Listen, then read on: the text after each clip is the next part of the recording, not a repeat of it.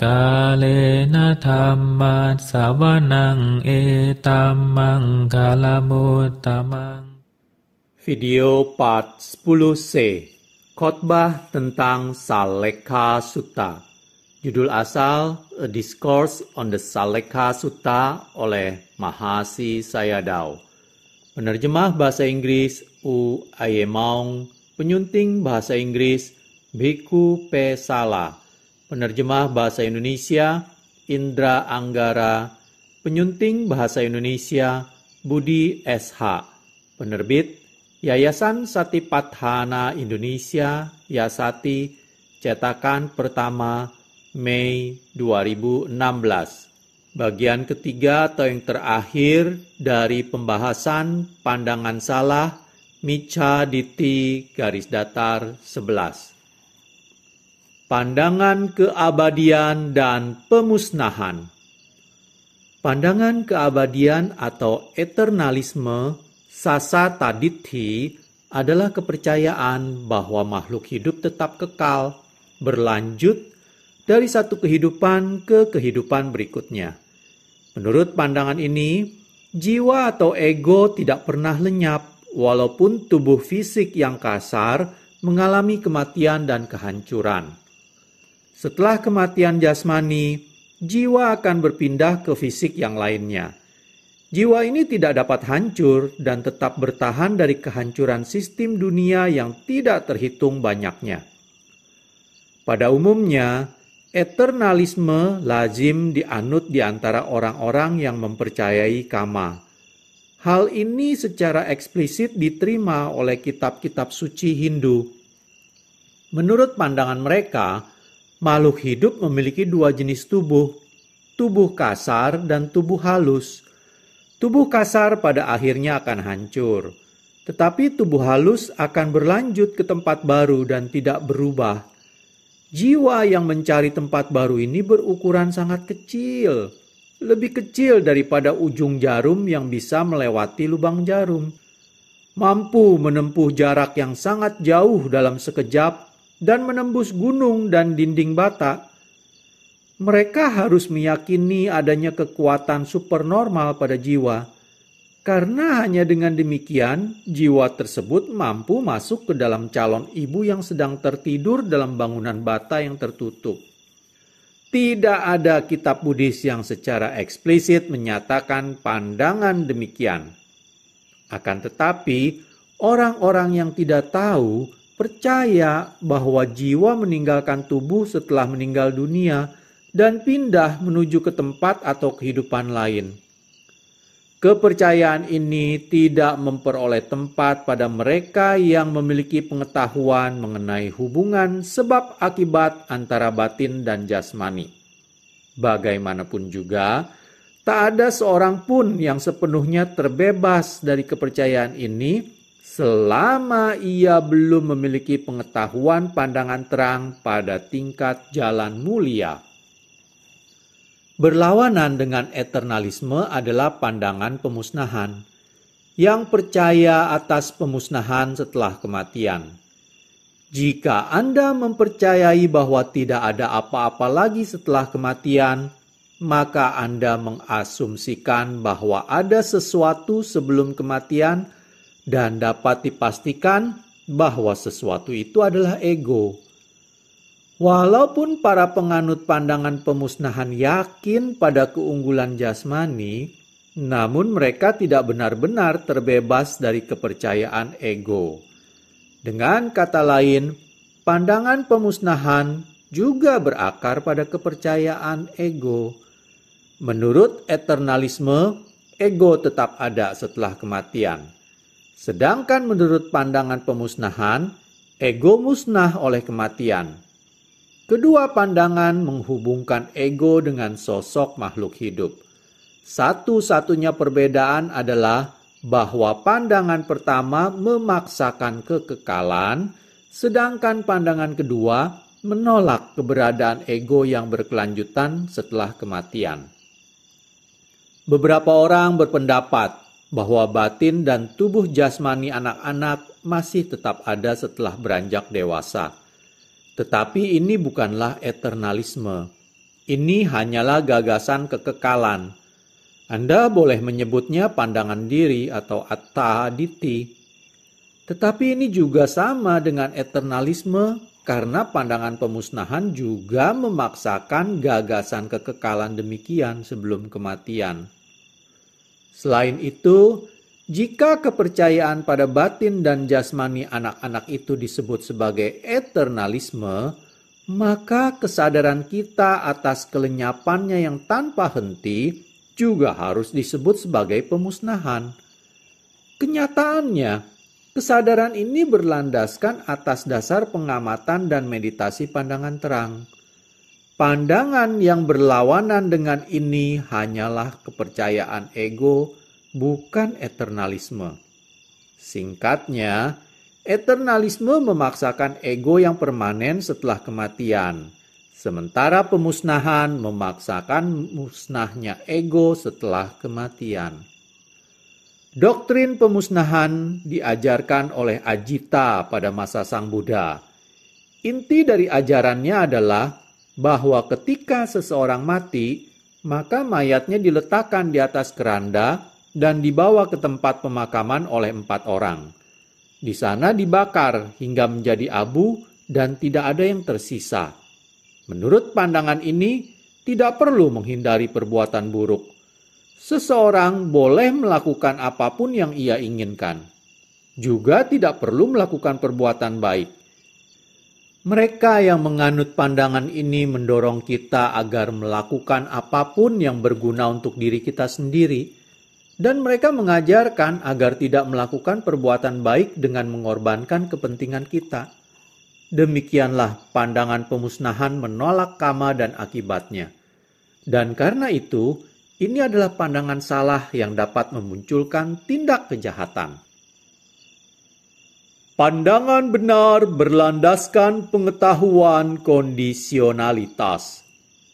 Pandangan keabadian dan pandangan pemusnahan harus disangkal melalui pandangan benar mengenai sebab dan akibat atau melalui pandangan terang reflektif atas hubungan sebab akibat dari kemunculan yang saling bergantungan.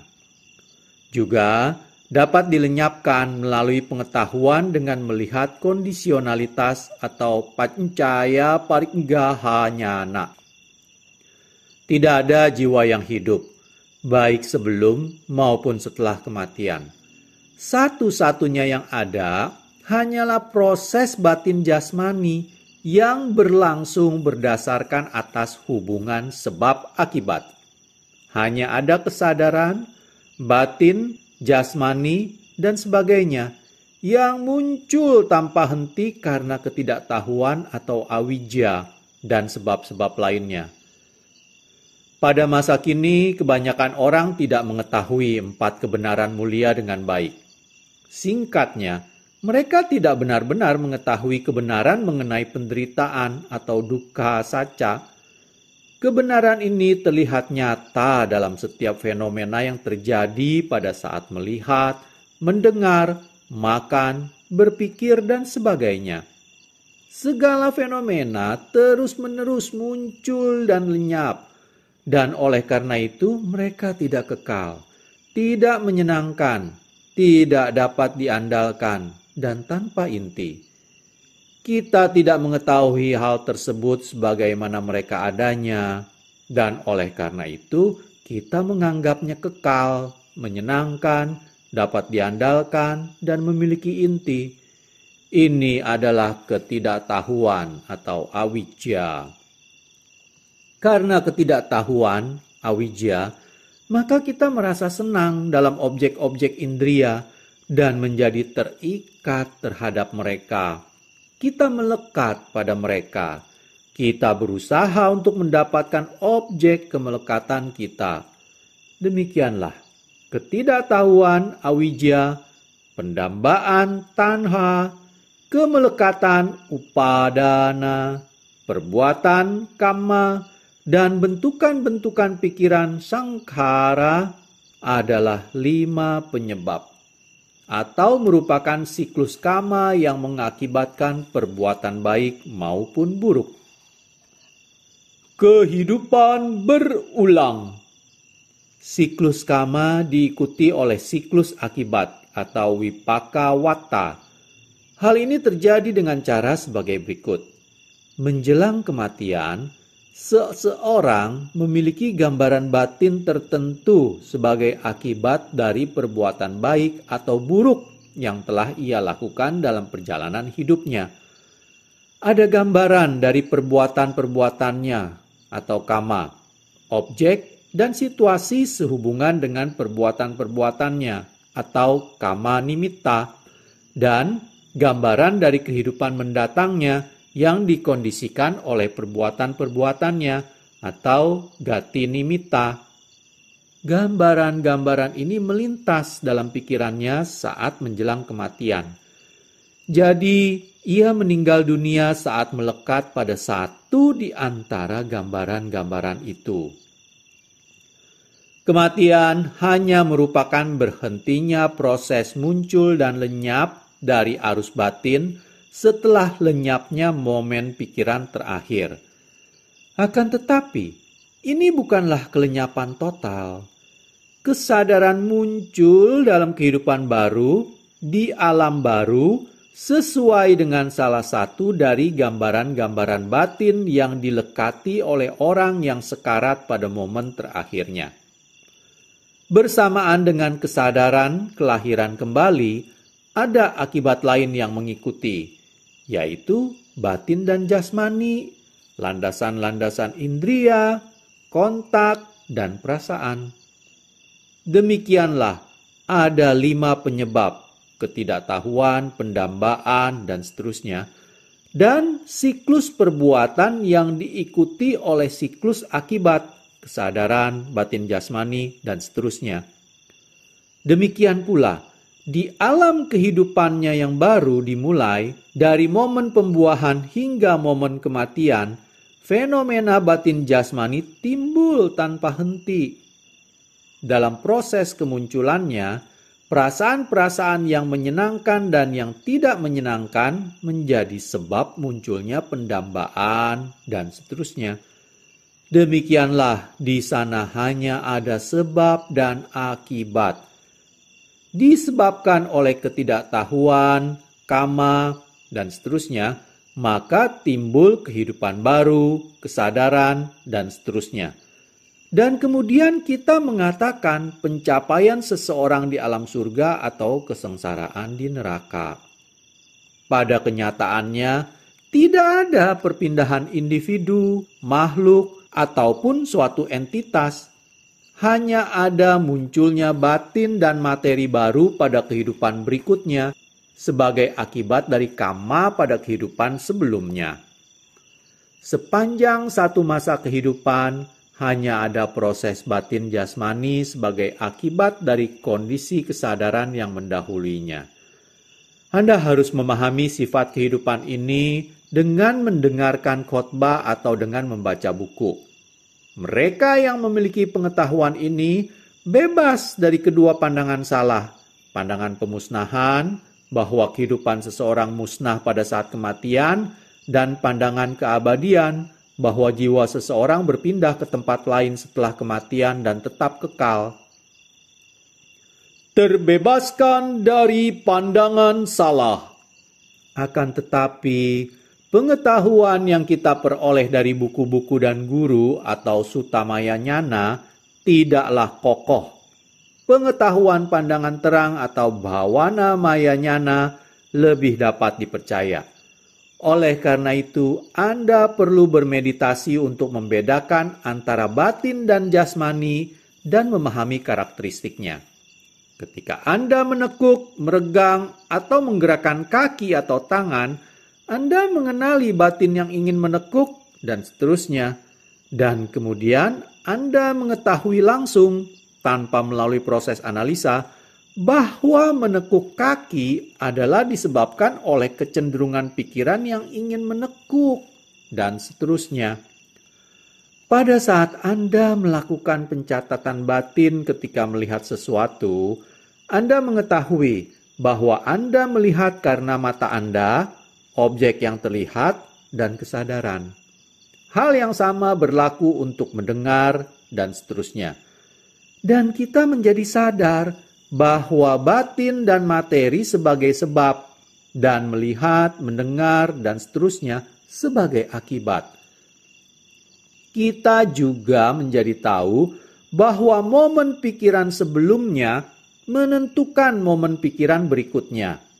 Bahwa persepsi bergantung pada kehadiran objek yang dipersepsikan. Dan bahwa momen pikiran muncul dan berlalu sekali lagi sebagai unit-unit, bukan sebagai kesatuan pikiran. Bagi meditator, kematian adalah bagaikan lenyapnya momen pikiran yang saat ini sedang dialaminya, bukan lenyapnya seseorang atau suatu makhluk. Kelahiran kembali juga bagaikan munculnya satu unit kesadaran, seperti yang sedang dialaminya saat ini juga. Jadi bukanlah perpindahan suatu makhluk individu. Kelahiran kembali berarti munculnya momen kesadaran baru yang mengikuti kemelekatan pada objek, tepat sebelum kematian. Demikianlah, meditator merealisasi sendiri melalui pengalaman meditasinya hubungan sebab dan akibat dari fenomena batin jasmani, dan beberapa meditator dapat menjelaskannya dengan jelas walaupun mereka tidak memiliki pengetahuan akademis mengenai hal ini.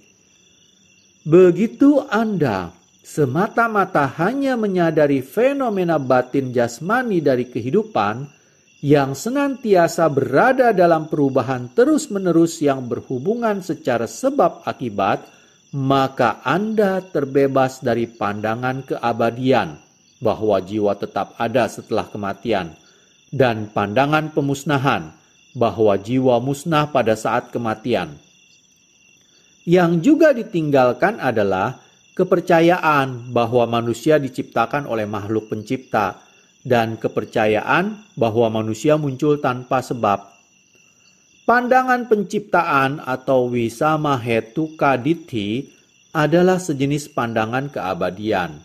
Sedangkan kepercayaan akan tiadanya penyebab asal atau Ahetuka Ditti termasuk dalam kelompok pandangan salah yang mengarah pada perbuatan buruk. Pengetahuan dengan melihat sebab dan akibat Pacaya Pariggaha-nyana adalah lawan dari keempat pandangan salah ini. Munculnya pengetahuan melalui pemahaman. Kedua pandangan benar yang telah disebutkan, pengetahuan analitis atas batin dan materi, dan pengetahuan dengan melihat kondisionalitas adalah dasar dari meditasi. Karenanya, disebut pandangan benar melalui pengetahuan pandangan terang, Vipassana Sammaditthi. Dalam perjalanan pengamatan lebih lanjut, meditator akan merealisasi melalui pengalamannya bahwa semua fenomena batin jasmani yang muncul dari 6 indria adalah tidak kekal, tidak memuaskan, dan tanpa inti. Realisasi ini adalah berkat penemuan fakta bahwa segala sesuatu yang muncul selalu lenyap. Jika pikiran-pikiran muncul saat Anda sedang mengamati dan mencatat kembang, kempis, dan sebagainya, maka Anda harus mencatatnya juga. Dan pikiran-pikiran itu akan lenyap. Anda melihat muncul dan lenyapnya peristiwa pikiran yang baru, menyadari ketidakkekalannya, dan merenungkan ketidakkekalan dari semua fenomena mental. Ini adalah pengetahuan yang melalui pemahaman atau Sammasana-nyana. Apabila ketika sedang penuh perhatian pada kembang kempis dan sebagainya, Anda merasakan perasaan yang tidak menyenangkan dari rasa kaku, sakit, gatal, dan sebagainya, Anda harus memusatkan perhatian padanya dan mencatat kaku, kaku, sakit, sakit, dan seterusnya. Maka perasaan tidak menyenangkan itu akan perlahan-lahan lenyap.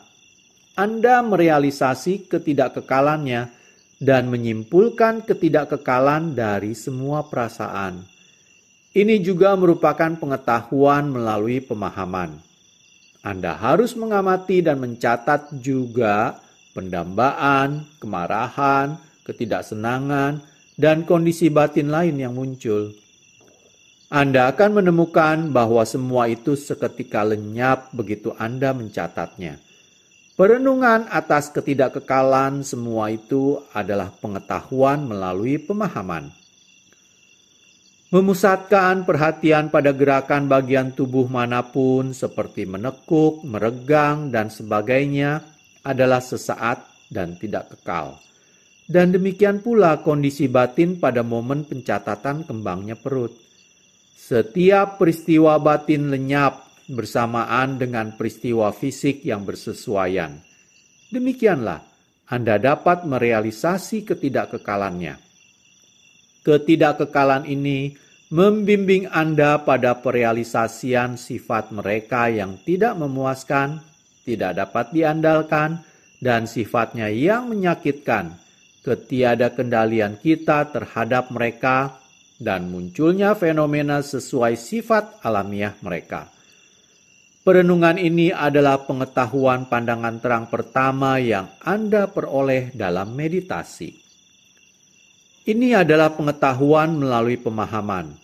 Yang pertama dari 10 jenis pengetahuan pandangan terang. Ketika Anda mengamati dan mencatat segala fenomena yang terjadi tanpa melakukan pemikiran atau analisa, pandangan terang Anda semakin cepat. Kemunculan segera diikuti dengan kelenyapannya, sehingga akhirnya perhatian Anda terbatas hanya pada proses pelenyapan. Pada tingkat ini, ketidakkekalan, ketidakmemuaskan, dan bukan diri menjadi semakin nyata.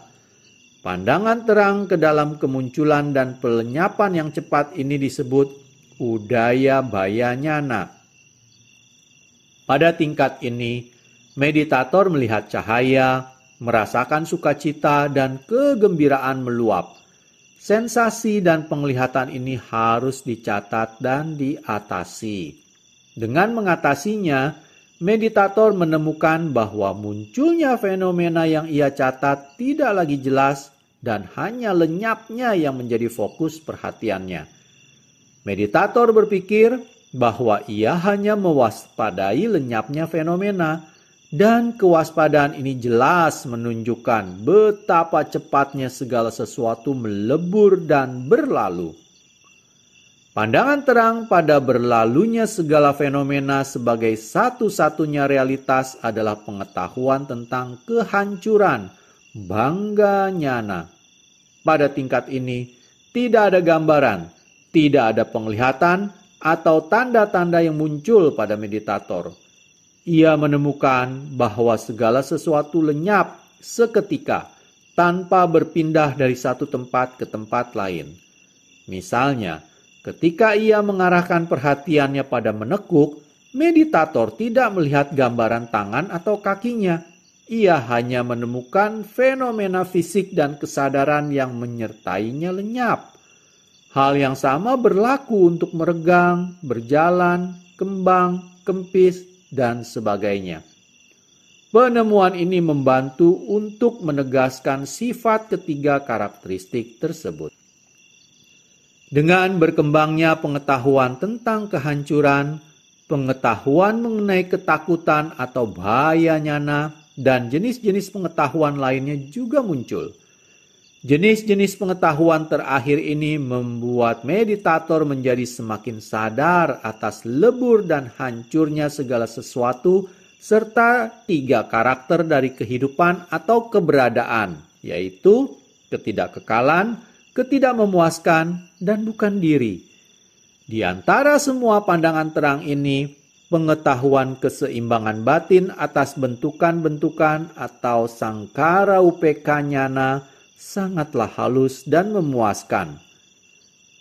Pengetahuan ini membuat meditator menjadi tidak peduli pada objek-objek indria yang menyenangkan maupun yang tidak menyenangkan, dan oleh karena itu tidak membuat meditator tertarik atau menolaknya. Pada tahap ini, meditator dapat terus-menerus berperhatian murni selama 2 atau 3 jam dalam satu sesi meditasi duduk. Ketika pengetahuan ini telah berkembang sepenuhnya, meditator memperoleh pandangan terang yang mengarah pada kemunculan Utthana Gamini Nyana. Bagian terakhir dari pandangan terang ini disebut pengetahuan adaptasi atau Anuloma Nyana. Pengetahuan pandangan terang ini berarti genggaman jelas pada salah satu dari 3 karakter kehidupan. Dan ini adalah pandangan benar yang berlandaskan pada pandangan terang. Munculnya pengetahuan sang jalan. Pengetahuan adaptasi adalah yang terakhir dari berbagai tingkatan pengetahuan yang berasosiasi dengan perhatian murni. Segera setelah berakhirnya pengetahuan ini, meditator berhadapan langsung dengan nibbana, di mana kesadaran, jasmani, dan bentukan-bentukan batin menjadi padam.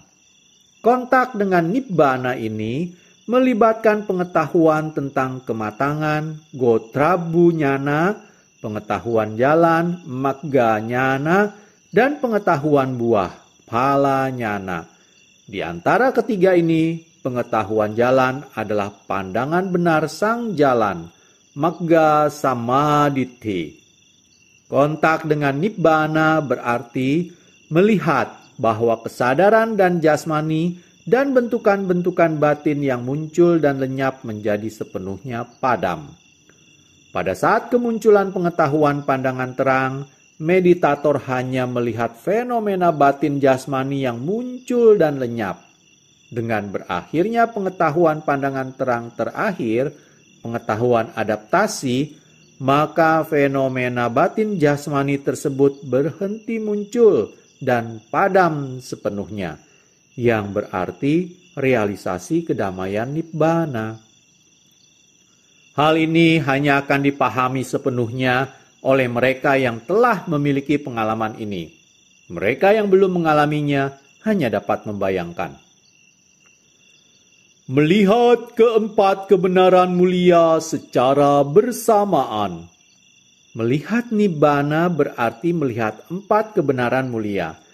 Ketika meditator melihat pemadaman sepenuhnya atas segala fenomena batin jasmani yang selalu muncul dan lenyap, maka ia mengetahui bahwa pemadaman itu adalah kebahagiaan tertinggi. Ia juga memahami, dibandingkan dengan nibbana, maka fenomena yang senantiasa muncul dan lenyap itu menyakitkan. Karena pengetahuan ini, ia sedikit banyak telah terbebas dari pendambaan atas fenomena itu. Pada tingkat memasuki arus sotapanna, ia terbebas dari pendambaan yang cukup kuat yang bisa membawanya menuju ke alam-alam rendah. Ulangi, pada tingkat yang kembali sekali, sakadagami, ia terbebas dari keinginan indria yang kasar. Pada tingkat yang tidak kembali, anagami, ia terbebas dari keinginan indria yang halus. Sedangkan pada tingkat kearahatan, ia terbebas dari keinginan pada alam berbentuk dan alam tanpa bentuk. Demikianlah, meditator mengetahui kebebasan dari keinginan melalui penghindaran atau pahana bisa maya. Kontak sesungguhnya dengan nibbana adalah kebenaran mulia ketiga dari 4 kebenaran mulia. Realisasi kebenaran mulia ini terjadi dalam batin sang meditator, dan hal ini diketahui melalui pengembangan atau bhawana bisa maya. Singkatnya, pandangan terang sang meditator atas kebenaran ketiga atau kebenaran atas kepadaman berarti realisasi langsung atas 3 kebenaran lainnya. 3 tingkat sang jalan. Terdapat 3 tingkat pandangan benar. Pertama, kita memiliki pandangan benar dasar. Kemudian ada pandangan benar yang berdasarkan atas pengetahuan pandangan terang, yang merupakan pendahulu bagi jalan mulia atau Pubbabhaga Vipassana Samadhi. Dan terakhir, kita memiliki pandangan benar para mulia atau Arya Samadhi. Hal yang sama berlaku untuk faktor-faktor lain dari jalan mulia berunsur 8. Masing-masing bagian dari sang jalan terdiri dari 3 tingkat: jalan dasar, jalan pendahuluan, dan jalan mulia. Kita dapat meninjau pandangan benar sebagai contoh. Kepercayaan pada kama sangatlah penting, karena merupakan jalan dasar. Tanpa adanya kepercayaan pada kama, seseorang tidak akan menghindari perbuatan buruk dan akan sulit melakukan perbuatan baik seperti berdana dan memiliki moralitas. Bahkan ketika orang itu terpaksa berdana karena tuntutan situasi, maka itu merupakan tindakan yang tidak diiringi pengetahuan, sehingga jasa kebajikan yang ia peroleh juga akan rendah.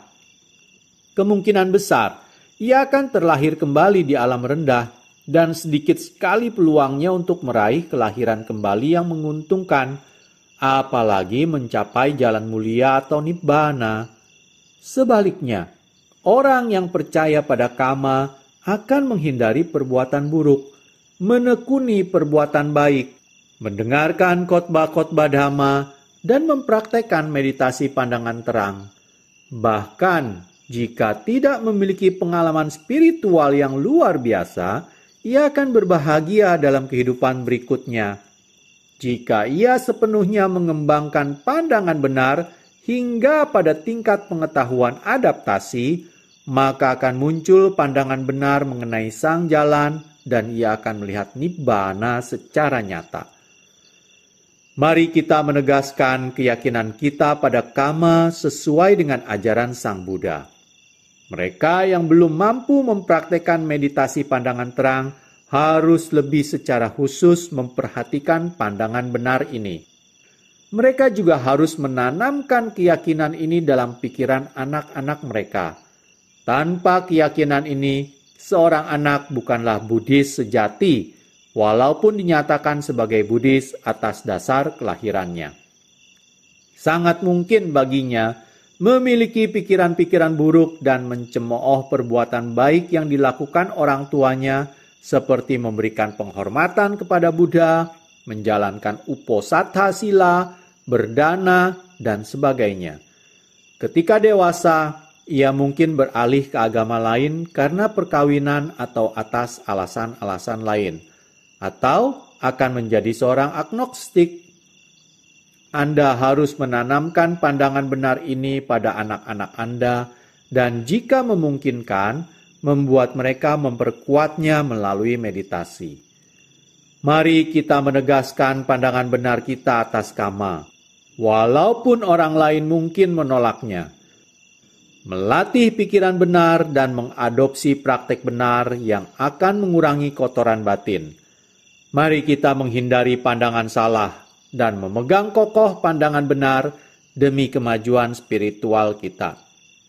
Mereka yang percaya pada kama harus memperkuat keyakinan itu.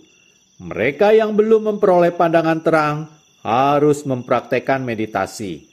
Mereka yang sedang menekuni meditasi atau telah banyak mempraktekannya harus berusaha untuk mencapai pandangan terang yang lebih tinggi lagi. Mereka harus berusaha untuk mendapatkan pengetahuan atas muncul dan lenyapnya fenomena yang menghasilkan pengalaman spiritual yang tidak biasa, kegembiraan meluap, dan landasan kokoh bagi pengetahuan sang jalan dan buahnya. Mereka harus mencapai pengetahuan keseimbangan batin terhadap bentukan-bentukan yang sangat halus, menghasilkan perhatian murni yang rileks, dan merupakan sesuatu yang menyerupai kewaspadaan secara spontan. Hal ini akan membuat mereka sepenuhnya terbebas dari kemelekatan saat berhadapan dengan objek-objek indria yang menyenangkan maupun yang tidak menyenangkan. Pada tingkat ini, mereka akan memiliki ciri-ciri seperti seorang arahan.